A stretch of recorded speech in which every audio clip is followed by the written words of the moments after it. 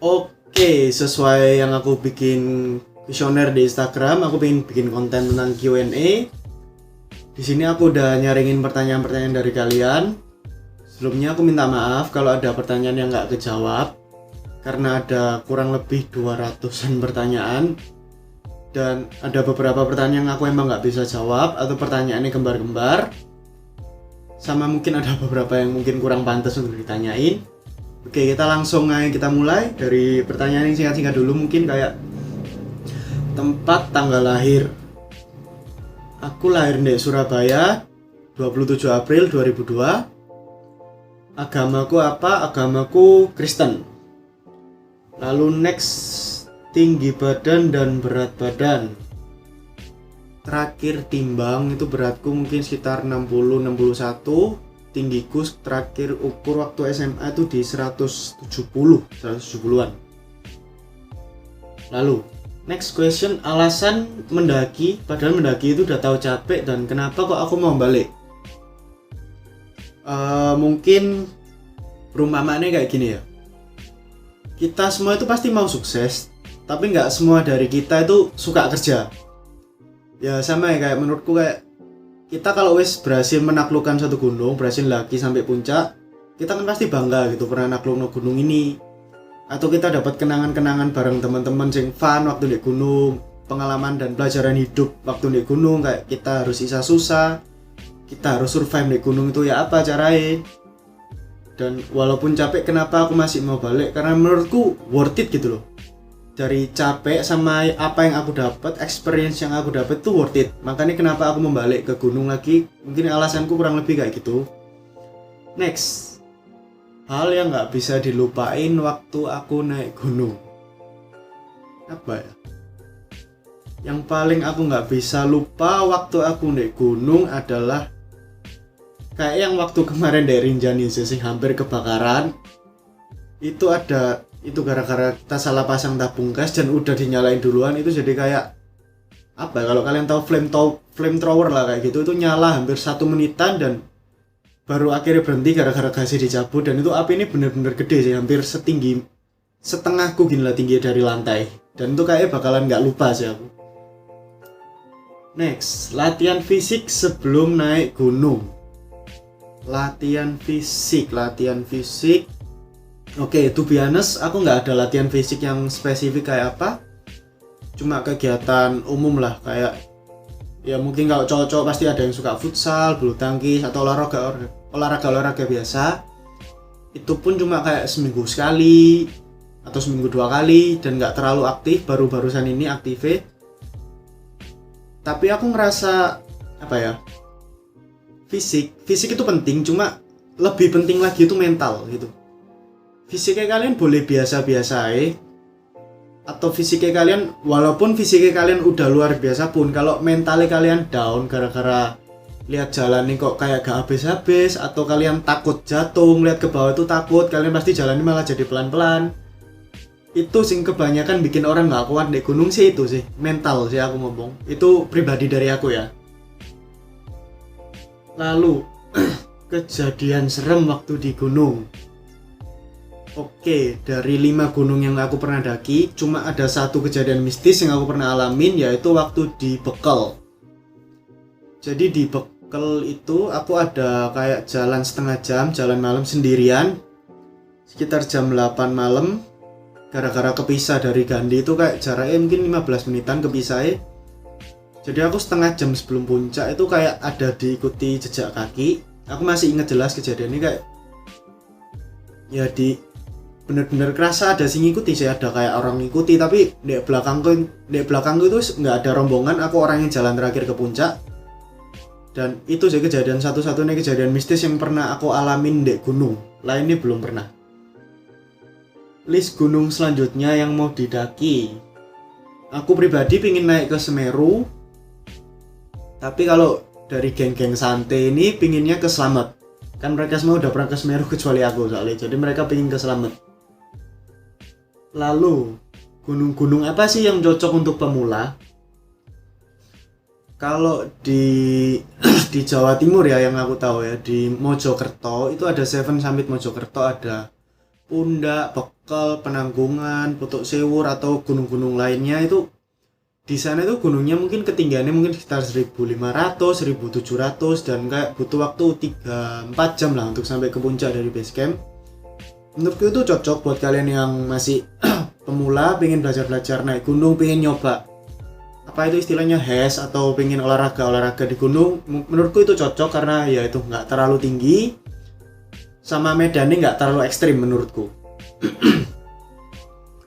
Lalu cerita gimana aku bisa kenal dengan geng Sante dan Koleo. Aku kenal, yang pertama kali aku kenal itu Genaro karena aku satu sekolah waktu SMP.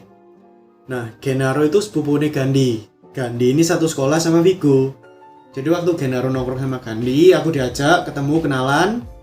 Terus pas nongkrong Gandhinya ngajak Vigo, akhirnya bisa kenal sama geng Sante. Dan kalau ketemu sama Leo, mungkin buat kalian yang udah nonton vlognya Leo waktu di Gunung Arjuno, itu pertama kali Gandhi, Wilson, Jai, Vigo itu ndaki sama Leo. Nah, aslinya yang kenal duluan itu Gandhi karena udah pernah naik bareng itu. Nah, di next trip selanjutnya di vlognya Leo yang di Lau, Gandhi itu ngajak aku sama Genaro. Itu makanya aku bisa kenal sama Leo. Mungkin kurang lebih kayak gitu sih yang bisa aku ceritain. Terus first impressionku waktu ketemu Leo. Oke, jujur waktu aku pertama kali ketemu Leo, aku kayak, hah, ini siapa? Aku nggak tahu Leo itu YouTuber. Aku belum pernah nonton konten-kontennya di YouTube. Cuma penilaianku setelah aku kenal Mbak Leo, setelah ketemu Mbak Leo, orangnya fun, asik. Dan yang paling aku kagum dari Leo adalah apa? Dia itu nggak cuma sekedar cari muka di depan kamera lah, tapi ya dia bener-bener apa ada ya di depan kamera sama di belakang kamera itu dia ya nunjukin sesuai itu. Kayak di gunung dia kan kayak ngomong kita tuh harus buang sampah pada tempatnya dan lain-lain. Ya emang beneran dia ngumpulin sampah-sampah yang di Lau itu sampai rombonganku itu rekor sampah terberat itu sampai berapa belas kilo atau berapa puluh kilo gitu sampah terberatnya. Dan itu sih bikin aku kayak apa ya, kayak miss Mbak Leo ya, hal-hal itu sih. Oke, next question. Gunungnya udah kayak kuliah di mana, jurusan apa, dan kenapa kuliah itu? Aku kuliah di Universitas Ciputra Surabaya di jurusan Sistem Informasi Bisnis. Dan kenapa aku ambil jurusan ini? Karena aku orangnya emang suka sing main-main di alur logika daripada yang kayak harus hafalan gitu. Aku lebih suka yang alur logika dan lebih butuh pengertian daripada hafalan gitu pelajarannya. Dan menurutku ya kayak coding, database system, UI, UX design itu kayak cocok sih buat aku dan apa sing passionku ini, dan aku ngerasa aku cocok di sini. Mungkin itu alasannya aku ngambil jurusan ini. Next, kira-kira persiapan apa aja yang diperlukan sebelum kuliah? Basically, sebelum aku kuliah aku gak nyiapin apapun. Aku cuma nentuin mau kuliah di mana, di jurusan apa. Tapi tips dari aku buat kalian yang mau kuliah, yang perlu kalian siapin adalah mental sama dana. Karena dari teman-temanku yang aku kenal selama perkuliahan ini banyak yang putus ya karena dua masalah ini. Karena nggak sanggup di dana atau niatnya dia nggak niat kuliah, mentalnya di kuliah tuh sudah jelek. Makanya dia jadinya putus kuliah, dan itu kan eman di biaya, waktu yang wis dihabisno kan juga eman. Nah menurutku yang harus kalian mantepno dulu yang di dua hal itu, di niat sama di dana itu tadi. Next, gimana sih cara bagi waktu biar efektif? Kalau dari aku, mungkin karena sekarang kegiatanku masih belum terlalu banyak lah, masih banyak waktu kosong, aku masih bisa nongkrong, masih bisa pergi sama teman-teman. Tapi kalau tips dari aku buat kalian, jangan terlalu ambisius dalam segala hal, tapi fokus ke hal-hal yang penting-penting dulu. Kayak dalam organisasi kuliah kita pasti diomongin yang penting dari berorganisasi itu bukan cuma gelar ya, tapi pengalamannya gitu loh. Dan kita nyari pengalaman tuh nggak cuma harus di kuliahan. Kadang dari kita tuh ada sing wis punya cukup banyak kesibukan di luar, ada yang kerja, ada yang bantu orang tua, ada yang organisasi di kampung, organisasi di tempat ibadah atau organisasi apapun. Tapi maksain tetap jadi aktif banget di kuliah dan akhirnya malah keteteran. Kuliahnya nggak beres, organisasinya nggak beres, di luar kuliahnya juga jadi beban, tanggung jawabnya malah hilang. Makanya menurutku ya fokus aja ke apa sih penting gitu. Kalau emang kalian masih banyak waktu free, ya nggak apa-apa, cari organisasi, cari pengalaman sebanyak-banyaknya. Tapi kalau emang kalian udah cukup full, ya jangan dipaksain harus bisa semuanya gitu. Tapi fokus ke yang penting-penting dulu, baru kita belajar hal-hal lain yang mungkin bisa kita pelajari. Tips dari aku kayak gitu sih kalau pengen cara supaya bisa efektif.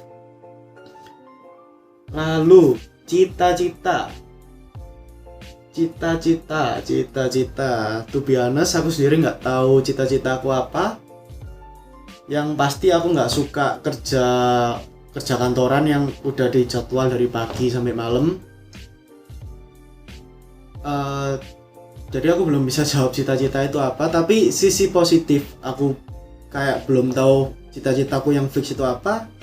Ya aku sekarang ini berusaha explore deh semua bidang kayak bisnis lah, ataupun fashion, kulineri, atau coding di kuliahku, musik. Aku bakalan coba explore semuanya untuk nemuin jalan supaya aku bisa sukses. Dan yang sekarang yang aku coba lakuin sekarang itu kurang lebih kayak gitu. Mungkin itu sisi positif dari orang yang gak punya cita-cita mungkin ya.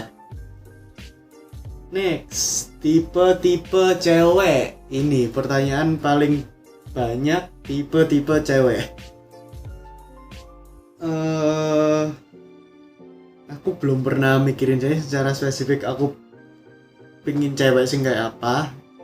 Cuma biasanya 3 kriteria yang bikin aku tertarik pada cewek itu dari antara dia tuh manis, kalem, atau baik.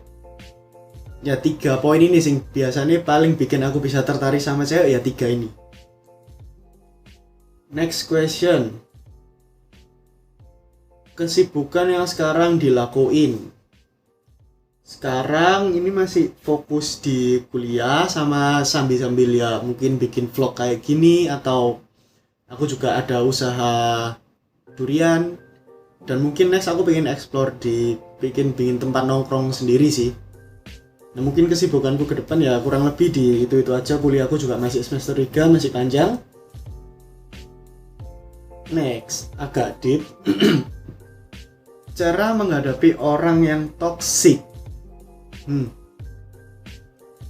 Oke, pribadi dari aku ada 2 cara. Kita cut off mereka dari kehidupan atau kita confront mereka, kita hadepin mereka. Buat kalian yang nggak mau susah, nggak mau repot, dan kalian udah jenuh sama orang-orang yang toksik, ya udah cut off aja, simple. Stop kontak-kontakan sama mereka. Dan kayaknya itu bakalan ya wes selesai masalah kalian dengan si toksik ini. Tapi ingat, nggak semua orang yang toksik itu jahat. Dan kadang ya orang-orang yang toksik itu mungkin ada masalah trauma, atau kita yang nggak bisa ngertiin mereka, atau mereka yang pergaulannya salah, atau didikan dari orang tua yang salah. Dan nggak semua orang itu jahat. Jadi kadang kita ya perlu konfront mereka, kita hadepin aja, kita omongin sifat-sifatnya mereka yang bikin kita gak nyaman itu apa. Kita kasih tahu mereka, kita temenin mereka, kita bantu mereka bisa jadi orang yang lebih baik. Dan kalau emang bisa kita lakuin itu, kenapa enggak? Kenapa harus cut off?